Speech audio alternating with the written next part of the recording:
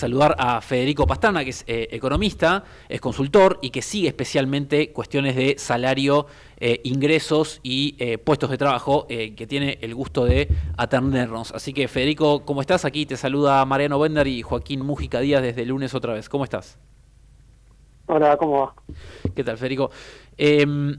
La primera pregunta tiene que ver con este último pantallazo, esta última foto que dejan ver los datos de la Secretaría de Empleo respecto a la evolución de los salarios, la evolución de los puestos de trabajo. Y lo que decíamos es que quizás como una especie de espejo invertido, así como el gobierno puede mostrar que la inflación desacelera, bueno, quizás las noticias no son tan buenas respecto a el poder de compra de los salarios y el empleo. ¿Vos qué estuviste observando en estos últimos números? Mira, Mariano, la verdad que lo que uno ve en el 2025 es algo que ya se podía anticipar.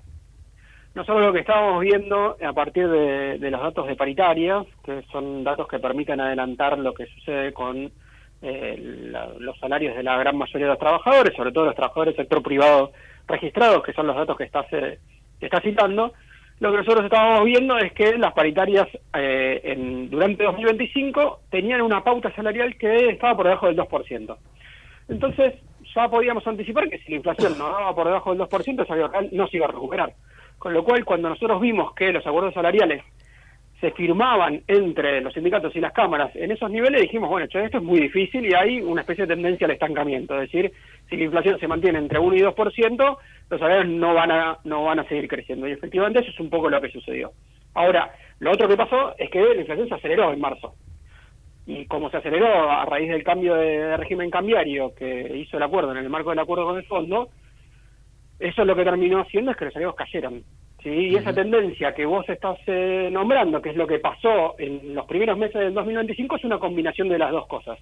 Una pauta salarial demasiado exigente, que los actores la aceptaron, combinada con una aceleración inflacionaria en el marco de esta devaluación, no devaluación que sucedió a partir de marzo, ¿no? Con estas particularidades que vos estás explicando, pareciera difícil que haya un proceso de recuperación sostenida del salario. Esto lo digo no solamente viendo la secuencia más reciente desde el cambio de gobierno. Si uno aleja un poco más el zoom, los salarios privados, públicos y los trabajadores informales todavía sigue estando muy por debajo de el techo que, corregime si no así, creo que en algún momento de 2017 habían alcanzado. Desde ese momento tuvieron una caída muy pronunciada, estancamiento durante el gobierno de Alberto Fernández, caída inicial de Milei y bueno, esta tendencia que estamos explicando ahora.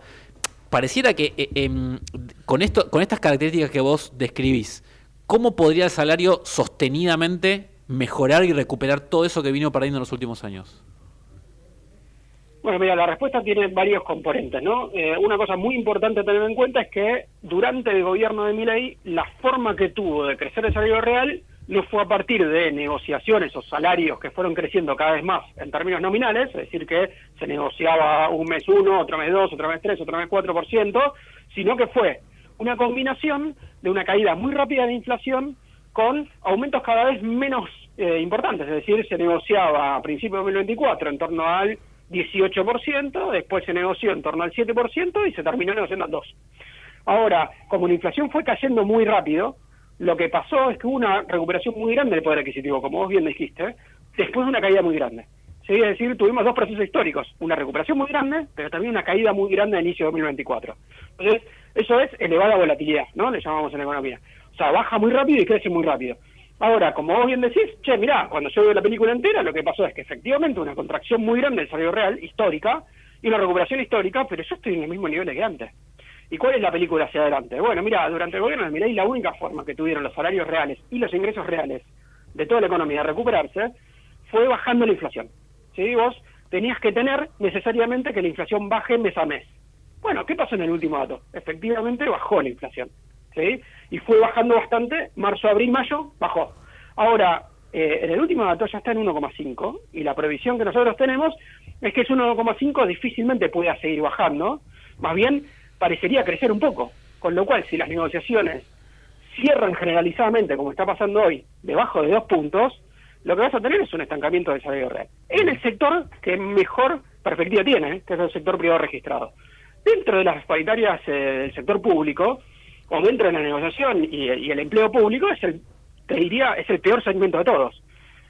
Porque tiene que no solamente le afecta este comportamiento generalizado de paritarias en donde el salario real no crece, sino que tenés un ajuste del sector público, del gasto público, dentro de otras cosas que ajustan los puestos de trabajo y el salario público. Con lo cual, esos tipos, o sea, cualquier trabajador público, vos le preguntas cómo está, todos te van a decir que están peor. Algunos van a estar mucho peor, otros un poco peor, pero todos están peor, y el promedio te da 15% abajo.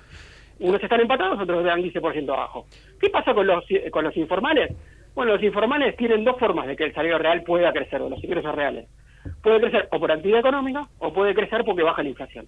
Mira, si la perspectiva es que la inflación no va a seguir bajando, por ese lado no van a mejorar mucho. Con lo cual, lo único que les queda es que suba un poco la actividad económica. Y ahí están, ¿sí? Y esas personas cobran en promedio entre un 60% o un 40% de lo que cobra un asalariado registrado privado. Con lo cual, son, si se quiere, esos trabajadores pobres. ¿Sí? Esos cuentapropistas, esos informales, son la mayoría trabajadores pobres que hacen que vos tenés un trabajo, pero no te alcanza, ¿no? Ahora, Federico, con lo cual, la perspectiva general es una perspectiva de estancamiento, más bien complicada en el marco de que el gobierno usa la política macroeconómica, la baja en inflación, como la principal política, y que efectivamente eso está mostrando patas cortas en el marco de que ya la inflación bajó un montón. Federico, ¿lo ves consciente al gobierno de todo este escenario que planteás para actuar hacia adelante o no? ¿O ves que está ensimismado con la política económica que ya decidió llevar adelante y no hay margen para correcciones? Mira, yo la verdad que yo creo que el gobierno hoy es muy claro en que su objetivo es bajar la inflación. De hecho, insiste con la cuestión de la idea del colapso de la inflación. Son muy insistentes, en todos los discursos aparece la inflación colapsa, y cuando uno analiza toda la política macroeconómica, está todo puesto en que la inflación dé bajita. Y eso incluye una pauta de salida muy exigente. Con lo cual, la verdad que yo creo que el gobierno puso por delante el objetivo desinflacionario sobre el objetivo de recuperación de ingresos reales. Y como ustedes bien me decían antes, mirá, en términos históricos, la verdad que estamos en una película complicada. ¿Qué significa esto? Que, mirá, en una economía como la Argentina, en donde no se recuperan los ingresos reales, la actividad económica puede crecer un poco, pero no tiene otros grandes motores, y al mismo tiempo tenés un problema con la pobreza. O sea, vos necesitas necesariamente que el mercado de trabajo mejore para que mejoren los indicadores sociales. Y la verdad que los indicadores sociales mejoraron en el marco de esta caída de la inflación, pero hacia adelante la verdad que la película es mucho más complicada. Federico, te quiero llevar ahora a la cuestión del empleo. También hubo datos recientes y oficiales que muestran cuál es la última foto.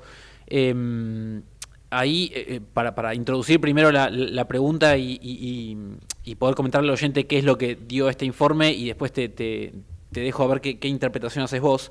Lo que termina marcando el informe, por un lado, es que si uno mira la línea desde que comenzó el gobierno de Milei, hubo una caída de la cantidad de puestos de trabajo asalariados privados, una tendencia que ya venía desde unos meses antes del cambio de gobierno, toca el piso en algún momento de julio o agosto y inicia una recuperación que es muy lenta. De hecho, se recuperan algo así como un 15% de todos los puestos de trabajo que se pierden en esos primeros 8 meses de gobierno, se recupera una parte menor. ¿Qué es lo que tendríamos que interpretar sobre esto? Pareciera que, a pesar de cierto repunte de la actividad, al empleo le cuesta mucho más sumarse o quedar pegado a una tendencia de mejora de la economía. ¿Qué estás observando ahí? Mira, la verdad que con los mismos datos vos podés tener distintas formas de interpretarlo. Si se quiere, hay una cuestión más de corto plazo, que es, ¿cómo puede ser que se produzca más con menos trabajadores? O sea, ¿qué es eso? Eso es un cambio estructural. ¿Sí? Eso pasó, no sé, a inicios de los 90, donde tuviste una oleada de inversiones, privatizaciones, un proceso de apertura violento, en donde la elasticidad de empleo de productos se hizo trizas, es decir, bajó muchísimo, es decir, se producía mucho más con menos trabajadores. Y lo que ves ahora, no es que pasa eso necesariamente en todos lados, no está pasando eso. Vos no tenés un boom inversor, ¿sí? No tenés un cambio de mano generalizado en la economía, y la economía no está creciendo O sea, hubo un proceso de recuperación económica, pero la economía no está creciendo como crecía a inicios de los 90, sostenidamente durante 4 años. No está, pareciera que no está pasando eso, ¿sí? Sino que es un crecimiento muchísimo más volátil, ¿no? Que más bien es la volatilidad lo que prima, ¿sí? Es decir, vos tenés crecimiento, después cae, después crece y después cae, ¿no? Eso es lo que muestran los indicadores de producción de los últimos meses. Y esa volatilidad más bien está relacionada con una característica que tiene la economía argentina, que empezó a mostrar en el 2010, a partir de 2016, que es interesante porque se ve en el marco de la caída de ingresos laborales, que es el afloramiento de la informalidad laboral, ¿sí? Más bien afloramiento es la consolidación, ¿sí? La informalidad laboral y el cuentapropismo. Cuando vos analizas todos los datos del mercado de trabajo, vos lo que ves es que efectivamente hubo una recuperación de la actividad económica, pero los puestos registrados no se recuperaron, pero sí se recuperaron y sí creció el cuentapropismo. Lo que te está diciendo es que hubo un empeoramiento del mercado de trabajo. ¿En qué sentido?